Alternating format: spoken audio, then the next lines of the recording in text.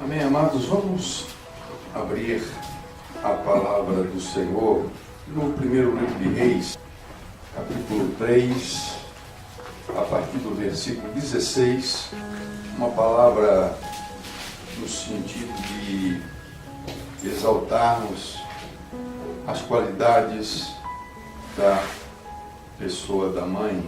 Hoje é o Dia das Mães e eu queria trazer essa palavra e em cima desta palavra a gente refletir um pouquinho sobre as qualidades de uma mãe de verdade, que assume a sua real responsabilidade como tal, como mãe. Então vieram duas prostitutas ao rei e se puseram perante ele, e disse-lhe uma das mães: Ah, Senhor meu, eu e esta mulher moramos na mesma casa onde dei à luz um filho. No terceiro dia depois do meu parto, também esta mulher teve um filho. E estávamos juntas, nenhuma outra pessoa se achava conosco na casa. Somente nós, ambas, estávamos ali.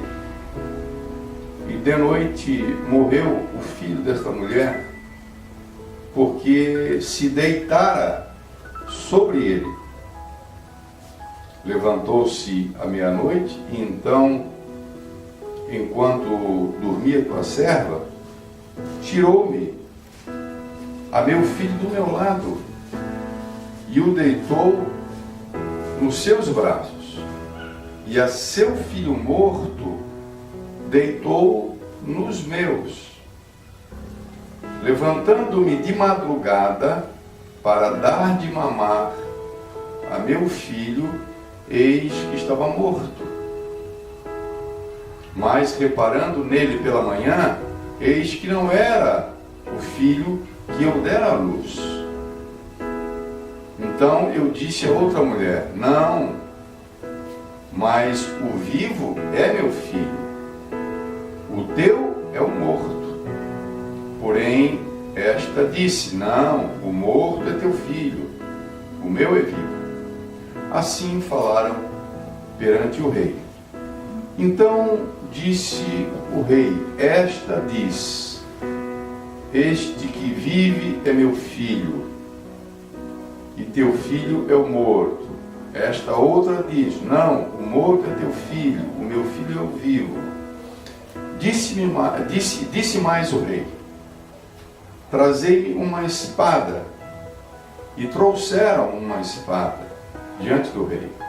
E disse o rei: Dividam em duas partes o menino vivo, e dai metade a uma e metade a outra. Então a mulher cujo filho era o vivo, falou ao rei, porque o amor materno se aguçou por seu filho, e disse: Ah, Senhor meu, dai-lhe o menino vivo, e por nenhum modo nenhum o mateis. Porém a outra dizia: Nem meu, nem teu, seja dividido. Então respondeu o rei: Dai a primeira, o menino vivo, não o mateis, porque esta é sua mãe. Até aqui. Amém? Interessante nós notarmos que esse texto analisado, ele principia, os atos, as decisões deste rei Salomão, que pediu a Deus sabedoria. Então é como se nós tivéssemos como um primeiro exemplo de sabedoria que Deus concedeu a esse homem nesse caso.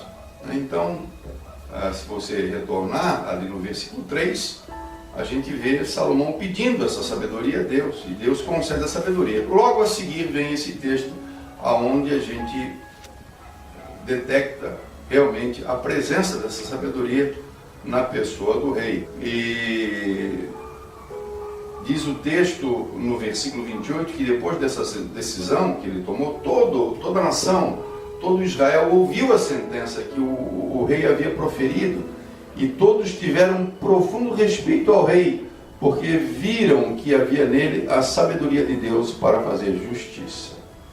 Particularmente acho, me perdoe Deus se falo o que não devia, mas de certa maneira eu percebo que, muito embora Deus tenha dado essa sabedoria ao rei Salomão, essa mulher, ou uma das mulheres, né, o seu amor,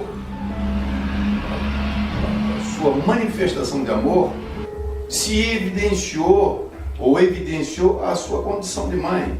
Acho que nesse caso propriamente não precisaria ser muito sábio para detectar evidentemente quem era a mãe daquela criança, porque justamente a mãe manifesta esse tipo de amor, esse tipo de cuidado. E eu quero traçar rapidamente alguns paralelos, porque o texto nos proporciona isso, um tempo em que a gente está experimentando uma mudança tão profunda nos papéis e no desempenho dos papéis dentro da família, a mulher assumindo algumas posições. Então acho bem propício a gente lembrar ou relembrar, através dessa análise, a função primordial, essencial que a mãe ocupa dentro do lar. E através dessa atitude, através desse procedimento, ela poder edificar uma grande família, através do seu cuidado, do seu zelo, do seu amor. E eu iniciaria dizendo que a verdadeira mãe, ou a mãe que encarna realmente a sua responsabilidade e executa essa responsabilidade de mãe, né, de cuidadora, de auxiliadora, de estar realmente zelando, né, pelos filhos, é que a mãe nunca será, evidentemente, uma mãe dentro dos padrões especialmente bíblicos, né? A mãe nunca será responsável pela destruição de um filho, como nós vemos aqui no caso. A mãe foi a única responsável pela morte, aquela mãe, aquela mulher, uma das duas, que não teve cuidado, que foi negligente, que não teve realmente aquele cuidado de perceber que seu filho estava numa condição boa, não. Quer dizer, ela simplesmente se lança durante a noite sobre o filho. Ela foi negligente, ela foi descuidada e provavelmente tudo indica que ela sufocou a criança. Então ela matou aquela criança, e ela, como mãe, que foi a pessoa que gerou o filho, foi a pessoa responsável pela destruição. Então devemos entender que a mãe sempre se empenhará, e evidentemente não estou aqui isentando esse papel também competente ao pai. O pai também tem essa função, mas a mãe realmente é a rainha, né? Pelo menos sempre vimos assim, a rainha do lar, e é aquela que se empenha para que tudo efetivamente suceda, para que tudo vá bem, né? Ela cuida, ela muitas vezes até interrompe, né, o seu trabalho, o seu lazer, a sua ocupação, porque ela entende que também o cuidado do filho, no caso, é importante. Nós vemos aqui no versículo 21 que essa mulher que está apelando ao rei, e foi ela que foi ao rei, a outra só acompanha para dar a sua versão, mas quem toma a iniciativa realmente essa mulher, pelo que entendemos. Ela diz que ela se levantou de madrugada, né? No versículo 21, levantando-me de madrugada para dar de mamar a meu filho. É uma coisa normal dentro de um quadro de cuidado maternal da mãe, porque não é raro a gente ver que as mães, né, muitas mães se levantam de madrugada, porque a criança, especialmente numa certa idade, ele tem aquela fome. Então muitas vezes pela madrugada, 2 horas, 3 horas, 4 horas, levanta para dar de mamar. E ela, no caso, interrompe o seu sono, interrompe o seu descanso. Às vezes não é fácil, né, uma mãe se levantar no inverno, no frio, porque ela sabe que tem a responsabilidade de cuidar da alimentação da sua criança. Então, aqui nós já percebemos duas situações, né? Uma situação de uma mulher que se lança sobre o seu filho e o mata, e uma outra mulher que, diferentemente, né, toma o devido cuidado para tê-lo em segurança, e não somente isso, mas também se empenha, abrindo mão até do seu tempo, muitas vezes daquele momento que é todo seu, que o repouso, o sono é um momento nosso, por causa da criança, por causa do seu filho. Esse é o papel da verdadeira mãe, de permanecer, de ficar ao lado do seu filho, né? Uma mãe que é mãe, ela sempre ficará ao lado do filho. Evidentemente que ficar ao lado do filho não significa absolutamente, muitas vezes, encobrir os erros do filho. Mãe que é mãe, ela jamais abandona. Ela não abandona o filho, mas ela permanece ao lado do filho, mas nem assim ela encobre, ela oculta, né? Ou ela se torna cúmplice das atitudes de um filho. Esse quadro, essa visão que a gente vê de uma mulher encobrir, né, estar por cima, se deitar por cima do filho, né, de certa maneira a gente poderia, forçando um pouquinho, trazer a ideia de uma mulher que encobre as atitudes do filho e as atitudes ruins, e que isso, evidentemente, proporciona, favorece a que ele percorra um caminho que é um caminho de morte. Falo isso até assim com orgulho da minha mamãe, quando eu ainda era pequeno e meu irmão mais velho insistia, né, nas coisas de estar junto com os amigos, num horário que lá em casa era determinado para o estudo, tinha que estar em casa.